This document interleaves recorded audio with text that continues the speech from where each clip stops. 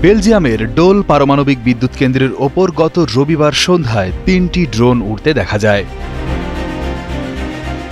বিদ্যুৎ কেন্দ্রটির পরিচালনাকারী সংস্থা এনজির একজন মুখপাত্র নিশ্চিত করেছেন, ড্রোনের উপস্থিতির কারণে প্ল্যান্টের কার্যক্রমে কোনো প্রভাব পড়েনি এবং কর্তৃপক্ষকে বিষয়টি জানানো হয়েছে। ড্রোনের উপস্থিতির কারণে রবিবার সন্ধ্যায় লিজ বিমানবন্দরের কার্যক্রম সাময়িকভাবে বন্ধ রাখতে হয়েছিল। এটি গত কয়েকদিনে ড্রোন সম্পর্কিত বাধার একটি অংশ।